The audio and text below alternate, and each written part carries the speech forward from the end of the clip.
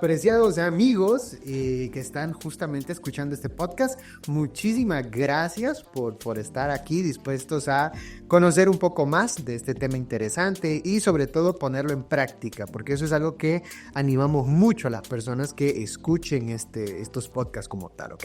Así que aquí estamos, ya usted sabe, usted nos conoce, pero por si acaso es la primera vez que usted nos está escuchando, mi nombre es Eduardo Urrutia, yo soy psicólogo y aquí estoy también con Roosevelt y con Angélica, que pues ellos se van a presentar, ¿verdad? Ellos son psicólogos también, trabajamos juntos, así que Roosevelt, bienvenido al podcast. Hola Eduardo, hola queridos amigos, amigas, qué bueno estar nuevamente con ustedes con un capítulo más de esta serie Mentalízate, y esperamos que el capítulo de hoy, el tema sea del mayor provecho para ustedes, porque de hecho, ya lo vamos a anunciar más adelante, vamos a tener parte 1 y parte 2, pero bienvenidos. Angélica, ¿cómo están? Todo bien, muy contenta de estar en este espacio y la verdad de que creo que vamos a poder aprender mucho. No hemos dicho todavía el nombre del tema, ya lo están viendo en la descripción del episodio, pero ahorita en audio Roosevelt nos va a comentar el título, ¿verdad? Sí, claro. Vamos a ver. El tema del capítulo de hoy es ¿por qué tomamos malas decisiones? Parte 1. Muy bien, ¿por qué tomamos malas decisiones? Pero vamos a ver, antes de comenzar ya a hablar de este tema, cómo funciona el cerebro, cómo funciona la mente humana, por qué tomamos malas decisiones, qué podemos hacer para tomar buenas decisiones, yo quisiera hacerles una pregunta en este momento. Y la pregunta, y usted también, persona que nos está escuchando en este momento, puede responderla, conversar con las personas que tiene cerca. La pregunta es la siguiente: ¿en qué momento ustedes, Eduardo y Angélica, tomaron una mala decisión en sus vidas? Eso es, ¿qué los motivó a hacerlos? ¿Ok? Pero la pregunta es, ¿en qué momento ustedes tomaron una mala decisión? ¿Quién quiere comenzar? Yo. Muy bien, adelante, Angélica. Bueno, yo creo que uno puede escarbar en su vida y darse cuenta, ¿verdad?, de que sí, ha tomado malas decisiones.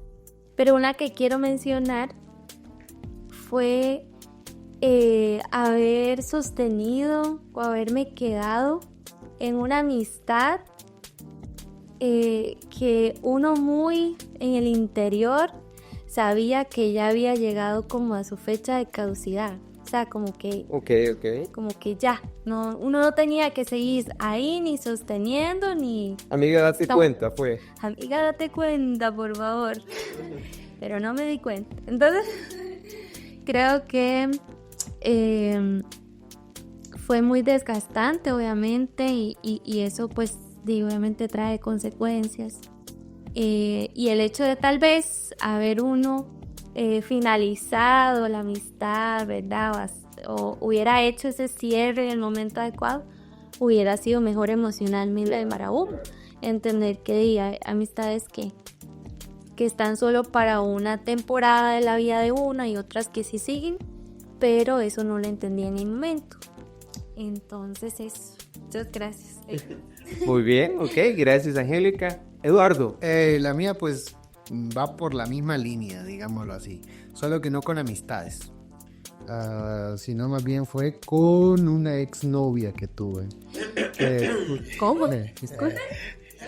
Ya eso está hablado ya con mi esposa, así que no hay problema. Porque de allí yo estaba en una relación que ya sabía que la relación ya no daba para más, yo ya me sentí incómodo también, pero le di largas a eso, medio entre culpa y no sé, uno no quiere que la otra persona se sienta mal, pero uno también se va sacrificando dentro de eso. Entonces yo sé que si hubiera tomado la decisión antes y atravesar las lágrimas mías y de la otra persona, hubiera sido mejor para los dos, porque al final los dos sabíamos que no estaba bien, pero ninguno tomaba la decisión. Entonces la decisión de no tomar la decisión, ¿verdad?, y mantenerme ahí, ya eso fue una, valga la redundancia, mala decisión en sí. Entonces yo diría que esa. Ok. ¿Y Roosevelt? Pensé que iba a esquivar.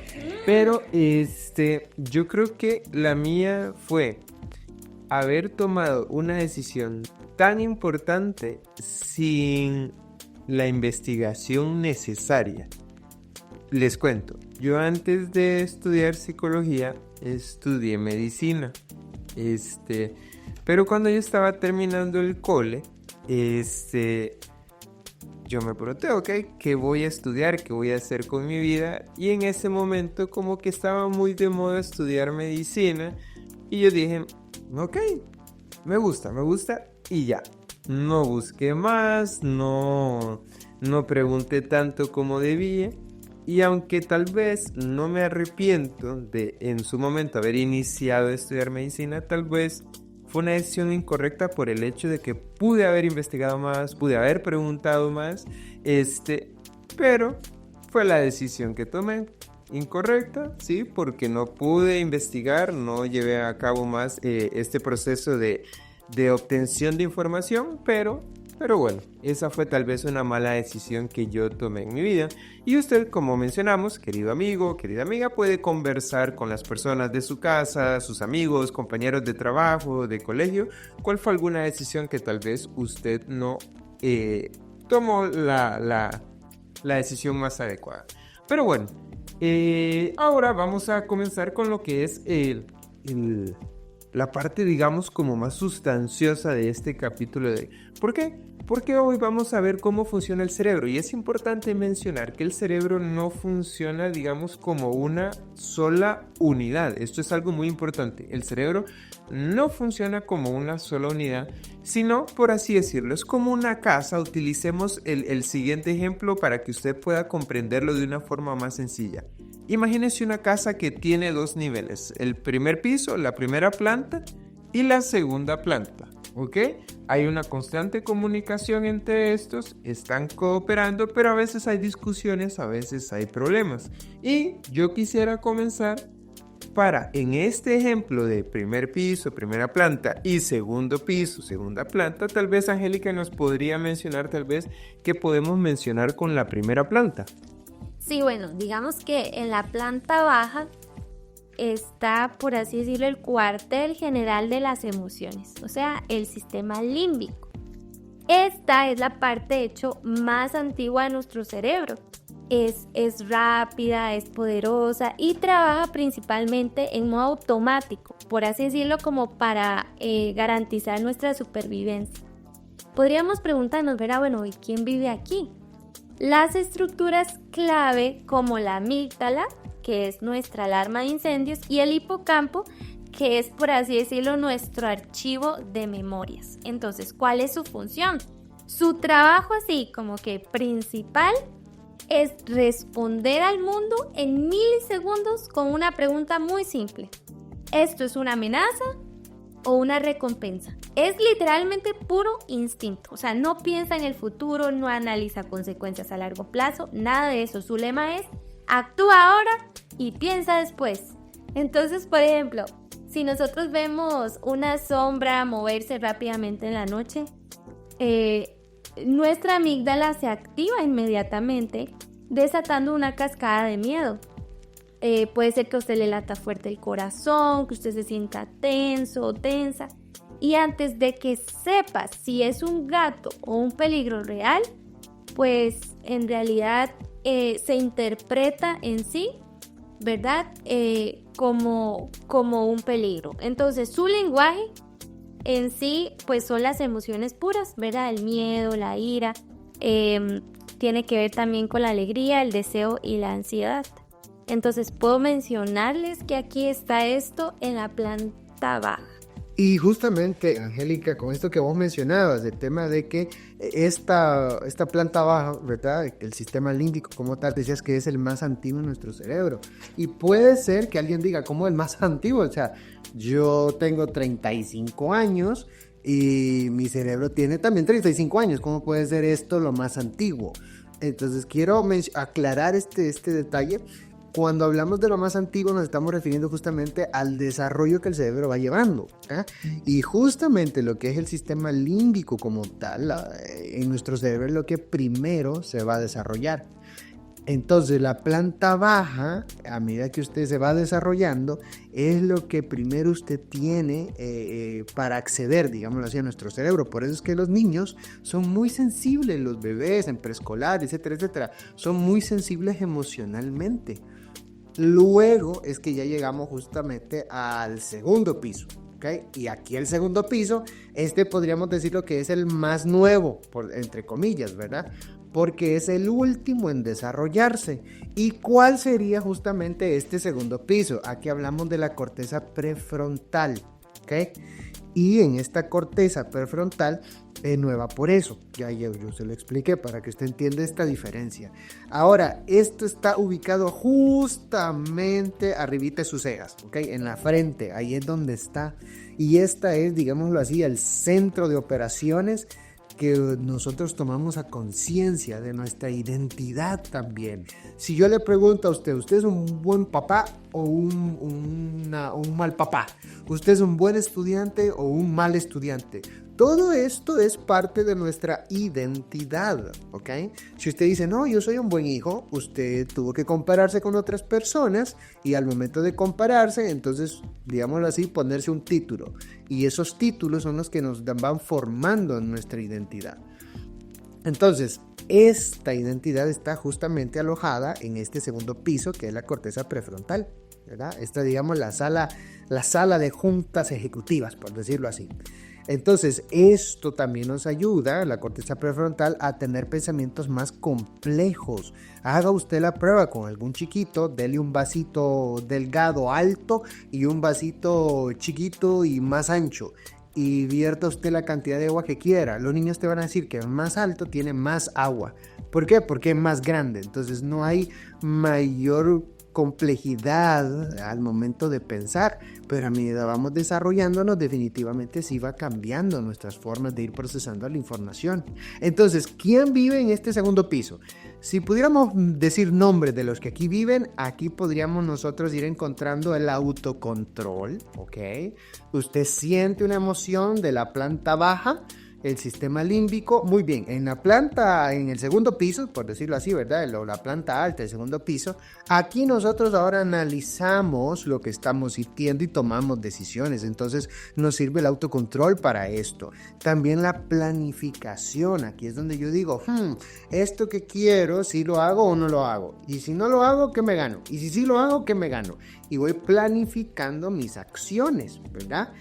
Es justamente, y voy a hacer aquí un paréntesis, cuando hablamos del TDAH, que es uno de los trastornos del neurodesarrollo, aquí es donde se puede evidenciar que hay una inmadurez, porque la corteza prefrontal, esto de las funciones ejecutivas, del autocontrol, planificación, no están lo suficientemente maduras. ¿Okay? Por eso es que tienden a ser más impulsivos en sus acciones, en sus decisiones, con la pareja también. Entonces, este segundo piso nos ayuda a esto específicamente. Entonces, resumiendo, la función de esta segunda planta es analizar, sopesar las decisiones, planificarlas, clasificarlas y pues tomar el control cuando nosotros necesitamos hacerlo. Una de las estrategias o la forma en la que funciona este segundo piso es que recibe la alarma de la planta baja, pero la evalúa, ¿ok? Podríamos decir que, si pudiéramos poner un ejemplo de esto, digámoslo así, usted está, digamos que usted tiene miedo a las serpientes y usted está viendo por ahí en el patio o algo como si fuera una manguera que se enrolla y empieza a moverse. Automáticamente el sistema límbico le va a decir cuidado, ¿verdad? Y siente ese pánico directamente en todo su cuerpo. Y es la corteza prefrontal la que usted le puede decir, ok, aléjese lentamente, ¿verdad? O llame a fulano que está ahí, agarre el celular. O en algunos casos una reacción podría ser incluso si cierra la puerta, si le tira una piedra o lo que sea. Pero lo mismo le puede pasar a una persona que se imagina a la serpiente. Siente las mismas sensaciones y no es real. Entonces aquí necesitamos a la corteza prefrontal que nos ayude a identificar esto no es real, esto no es algo que me esté pasando, puedo relajarme, puedo tranquilizarme con esto. Entonces si se da cuenta con este ejemplo, la corteza prefrontal es la que se encarga de esto, analizar, sopesar, planificar, tener autocontrol en lo que nosotros hacemos. Entonces, si pudiéramos nosotros entender el lenguaje en el cual habla, ¿verdad? El sistema límbico, las emociones. Y en esta, la corteza prefrontal, es la lógica, el análisis, costos, beneficios, lo que debería o lo que podría hacerse. Esta es una de las formas que son importantes cuando nosotros tomamos decisiones. Por eso es que estamos entendiendo en este podcast por qué tomamos malas decisiones. Entonces aquí estamos viendo la estructura que a veces nos motiva o no a tomar algunas decisiones, como la del ejemplo que Roosevelt justamente nos hizo la pregunta. Muchas de esas decisiones que Angélica y yo mencionamos y Roosevelt también tenía que ver más por el sistema límbico que por nuestra corteza prefrontal, ¿verdad?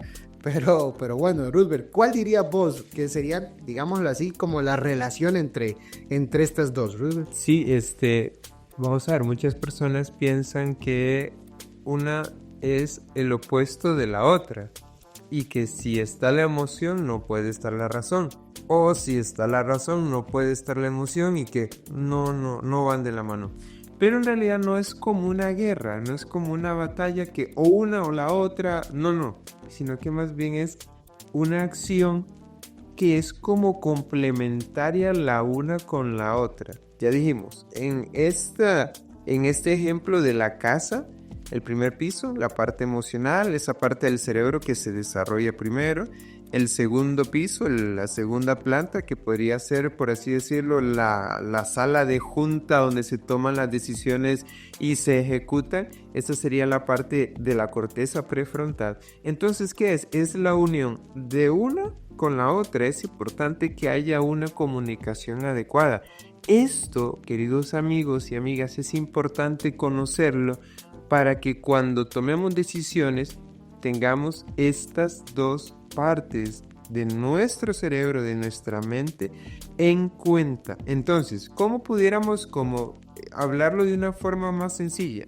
Digamos que la emoción es el motor que impulsa y la razón es el timón. Y detengámonos un poco en esta idea. Repetimos, la emoción es el motor y la razón es el timón. Vamos a ver, la emoción, pues el deseo, lo que me motiva, esa pasión, inclusive puede ser como el miedo a, no me quiero equivocar, entonces no quiero tener un mal resultado. Ok, recordemos, la emoción es el motor, es lo que me da la energía, es lo que me da ese impulso.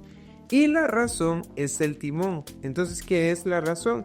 Toma la energía, toma la emoción y lo que hace es canalizarla, redirigirla y guiarla hacia un objetivo a largo plazo. Y es por eso que en el momento en el que nosotros tomemos decisiones, analicemos, ¿será que solo estoy usando la razón? ¿Será que solo estoy utilizando la emoción?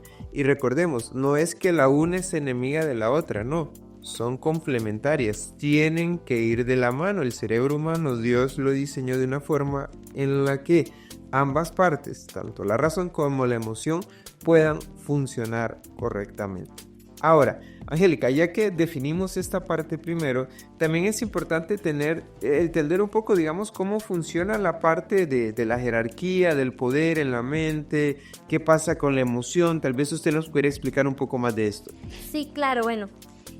La emoción tiene, por así decirlo, como el botón de pánico. Entonces, en condiciones normales, la corteza prefrontal, que es como la razón, puede dirigir el tráfico y mantener bajo control a las emociones más impulsivas, ¿verdad? Sin embargo, cuando nosotros experimentamos momentos de alto estrés, de amenazas percibidas, o de alguna intensidad emocional, la amígdala, ¿verdad? La emoción puede secuestrar al cerebro, llamémoslo así, un secuestro. Entonces, apaga parcialmente la corteza prefrontal, que era lo que mencionábamos que nos ayudaba a estar como en ese modo de razón, y la apaga para poder conseguir una reacción ultra rápida. Esto es el secuestro amigdalar. ¿Por qué pasa esto? Bueno, desde un punto de vista evolutivo es mejor huir primero de lo que podría ser una serpiente y equivocarse, ¿verdad?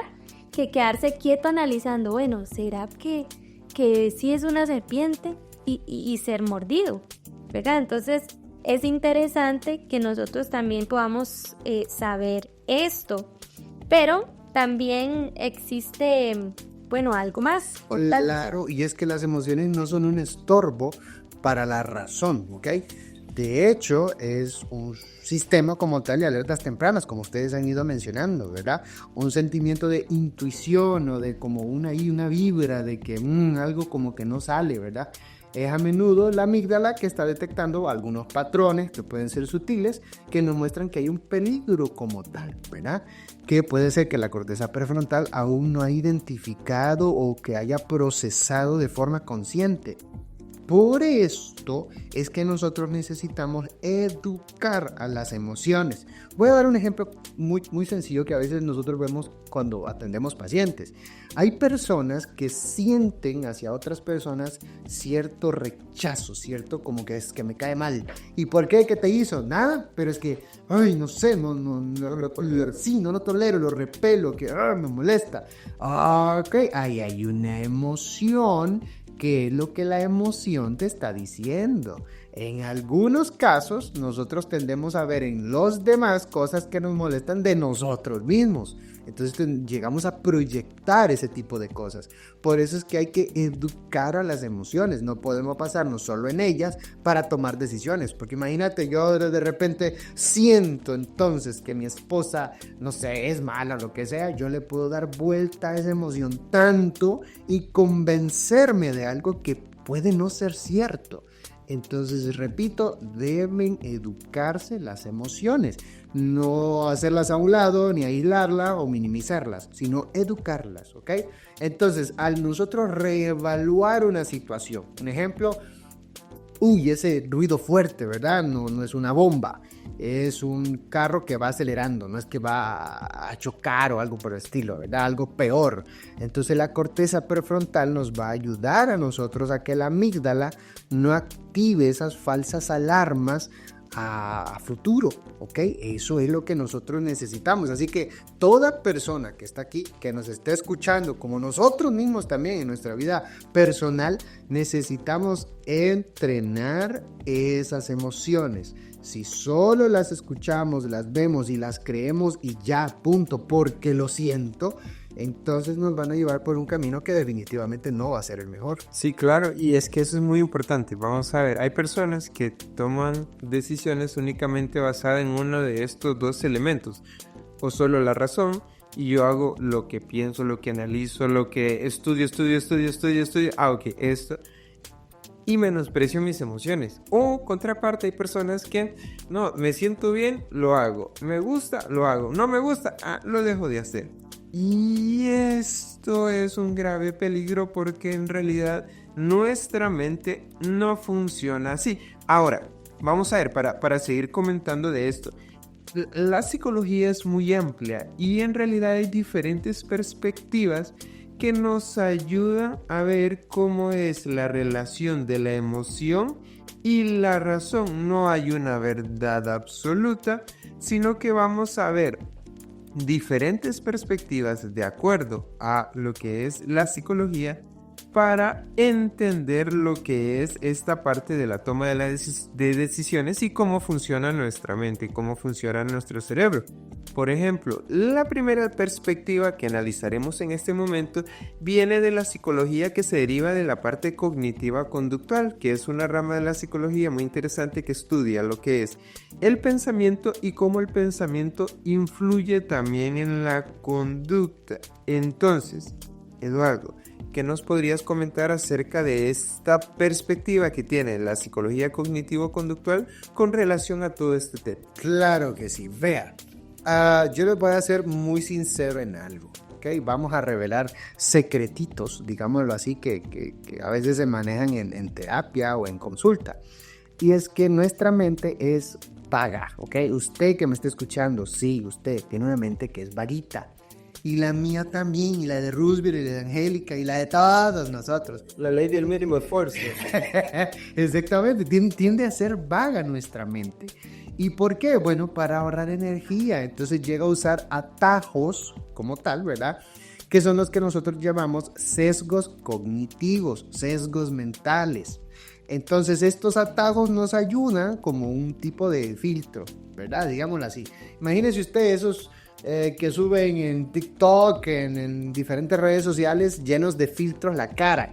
Entonces termina, bueno, yo he visto unos filtros que terminan pareciendo nórdicos de a saber qué lugar, ¿verdad? y nada que ver. Entonces, esos tipos de filtros son los que nosotros utilizamos para identificar o percibir la realidad, que a veces llegan a distorsionar lo que realmente pasa y no nos damos cuenta. Entonces, cuando llega el momento de decidir, esos sesgos son los que juegan en contra nuestra, ¿ok? Y pueden llegar a, digámoslo así, a secuestrarlo a aquel, no sé, el capitán, el jinete, el general, no sé, el que debe tomar las decisiones, ¿verdad? La parte racional. A ese lo secuestran los sesgos cognitivos.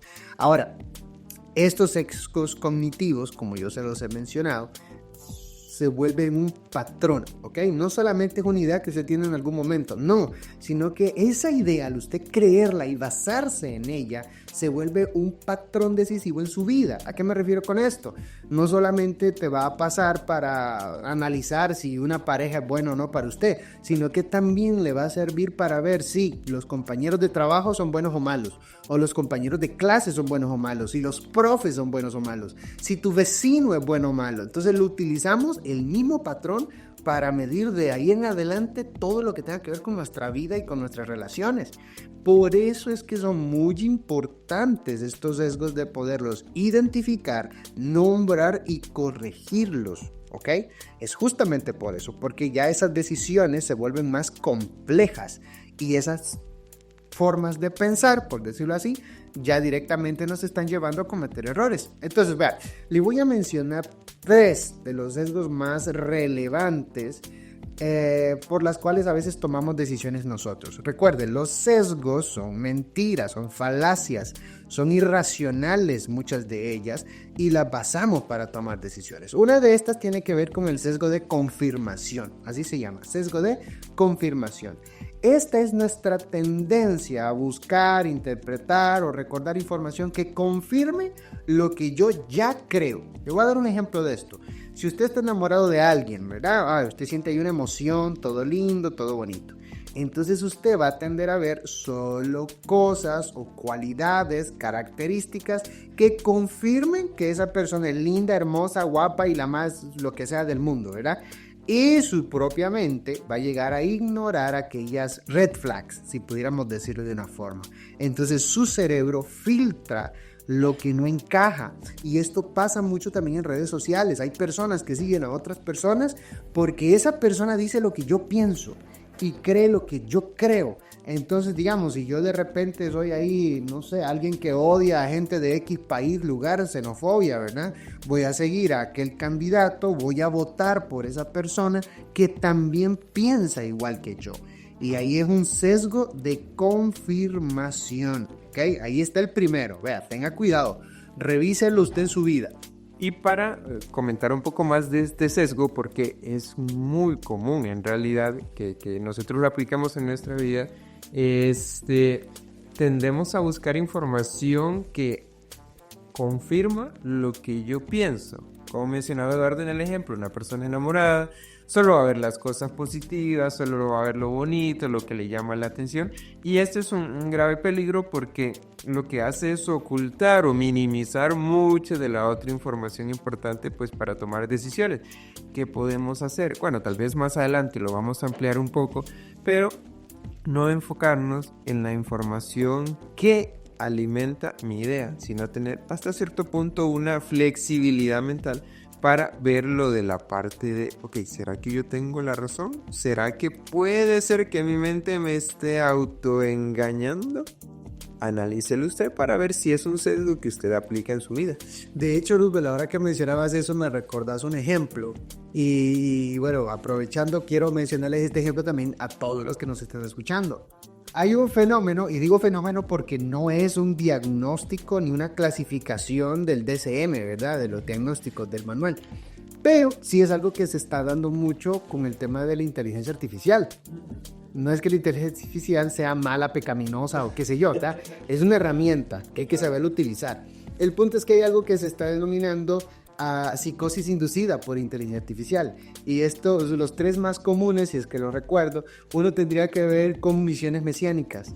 Entonces, yo soy el elegido para llevar X tarea a completarse. Yo soy el elegido para cambiar al país, para que la gente entienda, ¿verdad? Yo tengo la solución, yo soy el enviado. Yo soy el responsable. Claro. Entonces, ¿qué es lo que lleva a este tipo de personas? Incluso endeudarse, llegarse a creer que son los que tienen la última razón, la última palabra, todo, y se venden, o hasta se pueden llegar a hacer fraudes, incluso, claro, este tipo de cosas y manipular a otros. Otro de estos tipos de psicosis inducida por inteligencia artificial tiene que ver justamente con, digamos así, la parte de amoríos. Entonces, o ideas románticas que podemos tener de otras personas. Yo veo, le digo, comento con cualquier inteligencia artificial lo que veo. Normalmente lo que van a hacer es decirme que yo tengo la razón, porque para eso están como tal hechas. Y como no tengo otro punto de vista que contradiga, que me muestre errores, algo que no va lo que yo creo, entonces resulta que hay amoríos entre personas que a lo mejor no deberían o no tenían nada que ver. Y eso a veces llega incluso hasta temas de acoso o de hostigamiento. Entonces es muy interesante que nosotros para tomar decisiones necesitamos tener la información que vaya en contra de lo que yo considero es así o es así, por supuesto, de lo que vos mencionabas. Entonces quería dar esos ejemplos como para ver cómo también podría alimentarse esos sesgos de confirmación con la inteligencia artificial o cualquier persona, incluso amigos. Claro, de hecho esto que menciona Eduardo, pues también, inclusive hay un versículo en la Biblia que tiene una idea muy similar. Escuchadlo todo y retened lo bueno. No podemos limitar nuestra búsqueda, nuestra información a solo lo que yo quiero, solo lo que me conviene, como menciona Eduardo, solo lo que me da la razón. No, sino que yo más bien ataco esta creencia, porque si aún después de atacarla yo digo, no, en realidad sí tengo razón, todo bien. Pero puede ser que también yo necesite cambiar mi forma de pensar para eliminar este sesgo de confirmación que, de acuerdo a la parte cognitiva conductual de la psicología, hay que tenerle mucho cuidado. El segundo, yo le he dicho 3 sesgos que son los más relevantes, ¿verdad? El primero, sesgo de confirmación, que lo acabamos de mencionar y dar unos ejemplos. El segundo es el razonamiento emocional, ¿ok? Cuando hablamos de razonamiento emocional, ¿a qué es lo que me estoy refiriendo? Es el sesgo de creer que lo que nosotros sentimos es una verdad objetiva, ¿ok? O sea, sin lugar a dudas, eso es lo que realmente es y punto. Si, no sé, pudiera ponerles un ejemplo de esto. Digamos que usted, no sé, se le olvidó ir a hacer algo, se le olvidó dar las gracias, se le olvidó hacer una oración, un rezo, lo que usted haga, ¿verdad? Antes de salir de su casa. Despedirse de su abuelita, de su papá, de su mamá, algo que usted siempre hace. Y el punto es que cuando usted sale de la casa, puede ser que usted esté pensando, ay no me despedí, no oré, no hice, no fui, lo que sea. Y si choco, y si me pasa algo, y si de verdad me va a salir mal. Entonces esa emoción de ansiedad para usted ya es una verdad objetiva, ¿ok? Entonces, como me siento ansioso porque no hice algo que normalmente hago, entonces me va a ir mal. Y sí, definitivamente, y se regresa y hace lo que tenga que hacer y la culpa, etcétera, etcétera. Eso es justamente un razonamiento emocional. Podríamos pensar en esto aquellas personas que van a ir de vacaciones, digamos, a algún lado, y alguna cosa no sale, otra cosa no sale, y es como, ay no, para mí que la vida, ¿verdad? O no sé, Dios, lo que sea, no, mejor no me voy porque de ahí no están saliendo las cosas y me siento muy intranquilo y mejor ya no. Otros dicen, uy, justo ese día yo no fui porque yo sentía como hay una cosa, ¿verdad? Y yo no fui. Y por ahí salen las noticias que hubo un accidente. ¿Ves? Por eso es que yo no fui. Eso es un sesgo y es de razonamiento emocional. Las emociones son subjetivas, no es algo objetivo. Hay que educarlas, ¿ok? Cuidado con eso. Y el tercero de los sesgos es el pensamiento catastrófico, o vamos a decirlo así, catastrofismo, por decirlo de otra forma, ¿verdad? ¿Esto en qué consiste? Nuestra mente lo que hace es que por decirlo así, se obsesiona con lo peor, el peor resultado posible, ¿ok? Se obsesiona con eso. Entonces, aunque sea muy improbable, hay cosas que realmente no sabemos si van a ser así y hay otras que podría ser un poco más probable, ¿verdad? Pero nos obsesionamos con lo que peor pueda salir. Entonces aquí es donde viene ya nuestra emoción justamente para corroborar o confirmar eso. Un ejemplo de esto, digamos, si voy a hablar en público, seguro me voy a quedar en blanco, me voy a equivocar, se van a reír de mí, ¿ok? Entonces no, mejor no me subo, mejor no me voy a exponer a esto porque me va a ir mal. Otros puede ser, voy a ir al examen, un ejemplo, me va a ir mal. Sí, es que es matemática, es física, mate, es química, es lo que sea, me va a ir mal. Entonces, no, ¿para qué voy a hacer el examen si me va a ir mal? Entonces, eso justamente es ese pensamiento catastrófico. Otras personas utilizan esto en las relaciones de pareja.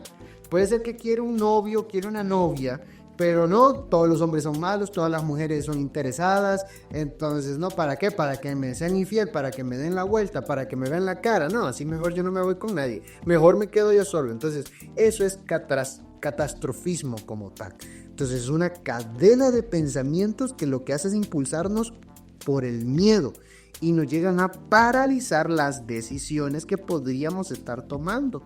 Entonces, si se dan cuenta, estos filtros mentales o estas formas de cuestionar la realidad es algo en lo que nosotros debemos trabajar primero para poder tomar entonces buenas decisiones, porque si nos basamos en estos tipos de sesgos, en nuestras formas de pensar, es muy probable que las decisiones que tomemos tienden a ser las menos acertadas, por decirlo así. Por no decir que todas las decisiones van a ser pésimas o malas, ¿verdad? Entonces recuerden, no se trata de sentir, sino que no dejar que un sesgo disfrazado de una lógica muy poderosa le tome o le impida tomar alguna decisión. Y le soy muy sincero, para mí el hecho de tomar acción o evitar tomar acción, ambas son decisiones. Entonces, si usted no hace algo, decidió no hacerlo. Si usted dice hacer algo, usted decidió tomar acciones. Pero siempre estamos tomándolas constantemente en nuestro diario vivir. Ahora, hay una segunda perspectiva y vamos a decirlo así, esta perspectiva tiene que ver mucho con lo que es la regulación emocional. Entonces, Roosevelt, sobre esta perspectiva dentro de la psicología de la regulación emocional, ¿qué nos podrías mencionar? Sí, claro. Acabamos de estudiar o de conversar un poco sobre la parte cognitiva conductual. Ahora nos vamos a enfocar en la parte de regulación emocional. Hay una frase que me gustaría que tuviéramos en mente ahora que vamos a hablar de esta parte de la regulación emocional. La frase es: no se trata de apagar el fuego, sino de aprender a cocinar con él.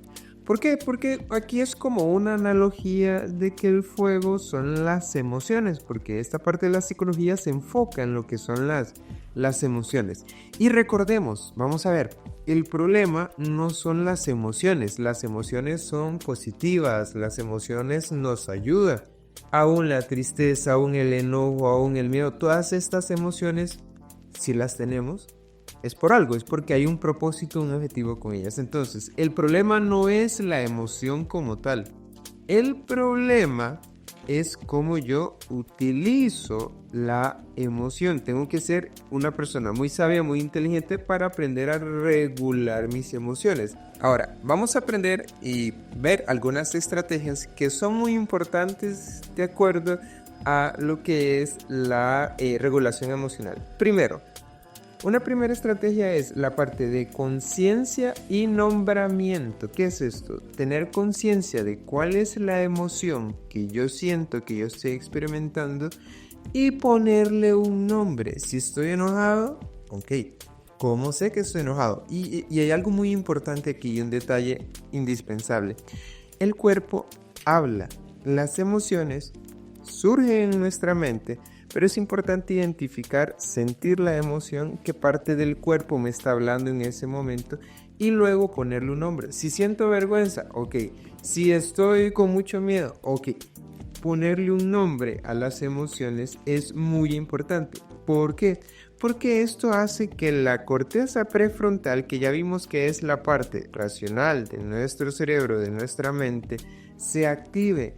Y cuando se activa la corteza prefrontal, se reduce la activación de la amígdala. Recordemos, la amígdala cerebral está relacionada con lo que es la parte emocional. Entonces, si yo reconozco algo y le pongo un nombre, se activa, comienza a trabajar la corteza prefrontal y la amígdala cerebral se relaja un poco. Entonces, con este simple paso, usted ya está tomando decisiones más adecuadas. Segundo, ¿qué estrategia puedo utilizar yo? Aceptar sin emitir un juicio. Vamos a ver, luchar contra una emoción es como echarle gasolina al fuego. ¿Por qué? Porque uno no debería de sentirme así, no tendría, y vienen los deberías, vienen esas frases que tal vez no son muy positivas. Entonces, acepto que estoy ansioso, acepto que estoy molesto, acepto que tengo miedo, acepto que estoy frustrado. ¿Por qué? Porque eso lo que hace es aceptar una emoción sin emitir un juicio. Y ya verá cómo esto usted le ayudará a tomar mejores decisiones. ¿Qué más podemos hablar nosotros con relación a esto?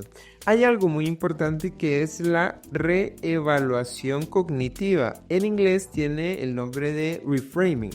¿Qué es esto? Es cambiar la manera en la que yo interpreto una situación para alterar el impacto emocional que tiene en mí.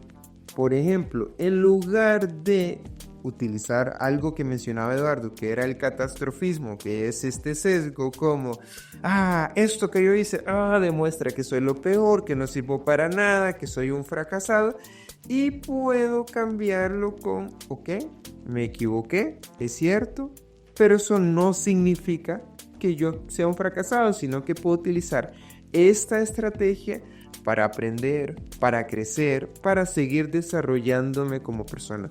El hecho de cambiar el diálogo interno, la narrativa que yo tengo en mi mente, ayuda muchísimo a tomar mejores decisiones. Y otra estrategia que yo les puedo dar es la técnica del grounding, que es el enraizamiento. ¿Qué es esto? Es traer al presente, que es lo que siento, y utilizar, por ejemplo, mis 5 sentidos para que esto me ayude a canalizar la emoción de una forma más adecuada. El hecho de respirar, vieran cómo en realidad ayuda a regular mucho las emociones. Además, caminar por la naturaleza, por un pasto que me ayude a relajar, describir 3 cosas que estoy viendo, mencionar 4 cosas que estoy escuchando, recordar 3 olores que en este momento yo estoy percibiendo. Eso me ayuda a mí a enraizarme, a conectarme con este momento y a que la ansiedad, que el estrés pueda disminuir. Y estas son algunas estrategias que nosotros podemos utilizar desde lo que es la parte de la psicología de la regulación emocional que nos pueda ayudar a tomar decisiones más sabias. Ahora, vamos a analizar lo que es otra estrategia y de esto nos hablará Angélica. Sí, bueno, voy a mencionar, ¿verdad? Tal vez la perspectiva 3 que tiene que ver con el psicólogo social o sistémico, ¿ok? También hay que tomar en cuenta que nosotros no tomamos decisiones como dentro de una burbujita, ¿verdad? Sino que hay una fuerza invisible en el entorno y es que nuestras decisiones, por muy personales que creamos que sean, ¿verdad? Están profundamente influenciadas por el entorno social y cultural en el que nosotros vivimos.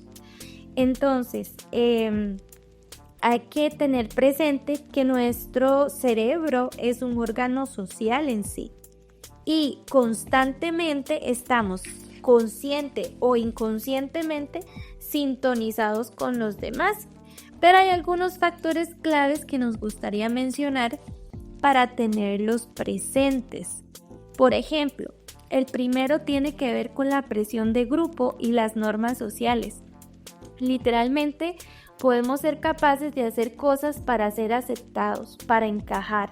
Qué sé yo, un adolescente que fuma aunque no le guste, o un adulto que compra un coche caro para mantener las apariencias. O sea, la necesidad de pertenencia puede más que la razón o la emoción personal, y esto puede influir, como ustedes pueden ver, en nuestras decisiones.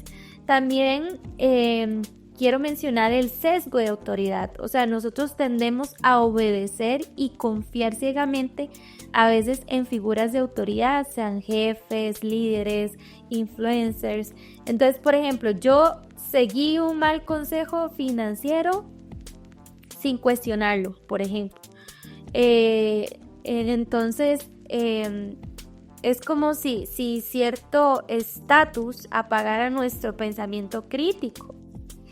También tiene que ver la parte de la cultura y las creencias colectivas, lo que nuestra cultura en sí define como éxito, fracaso o felicidad, quieras o no, a veces moldea profundamente nuestras metas y por tanto también nuestras decisiones. Entonces, por ejemplo, la presión cultural por casarnos, por tener hijos antes de los 30, esto puede llevarnos a tomar decisiones apresuradas en lo que tiene que ver a una pareja.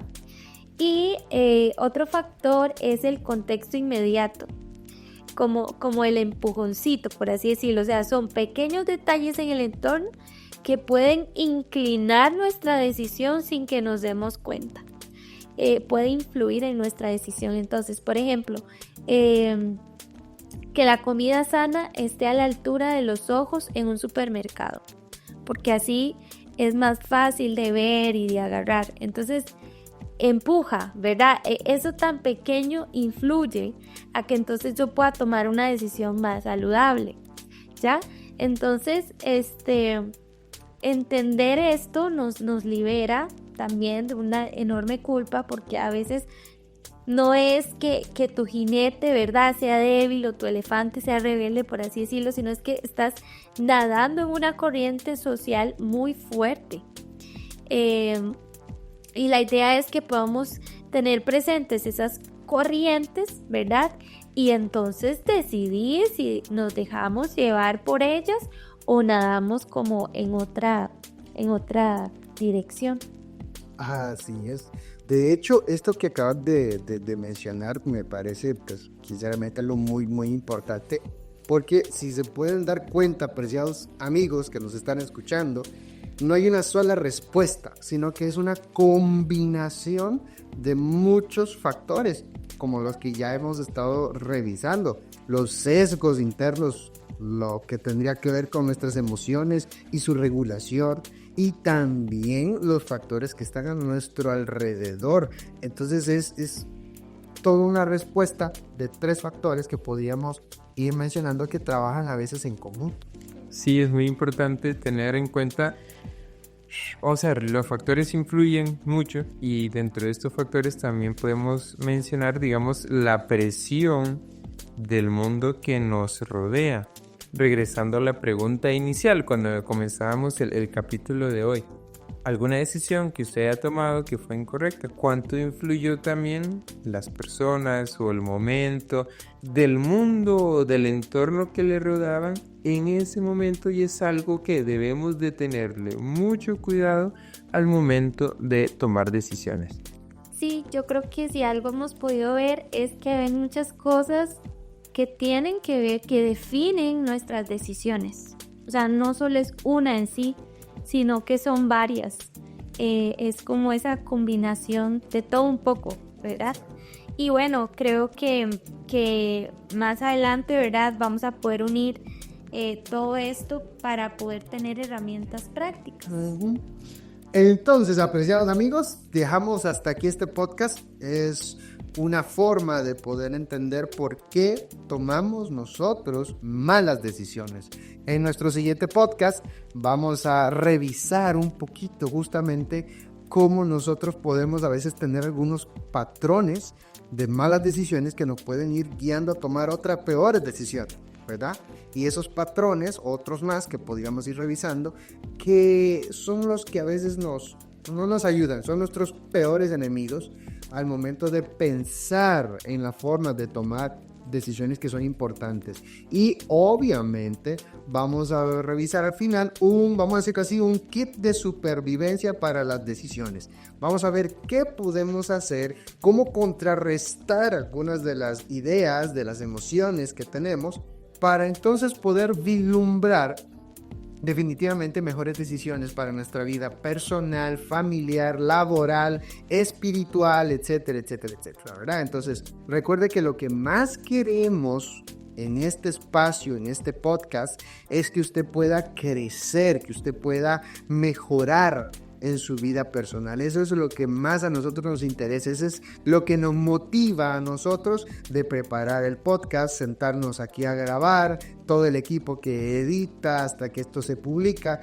Todo lo que queremos es que su vida pueda mejorar, que usted pueda encontrar un mejor sentido, un mejor propósito a lo que usted hace. ¿Okay? Eso es lo que nosotros queremos. Así que muchísimas gracias por estar con nosotros en este podcast. Muchas gracias por tomarse el tiempo, el espacio de escucharnos.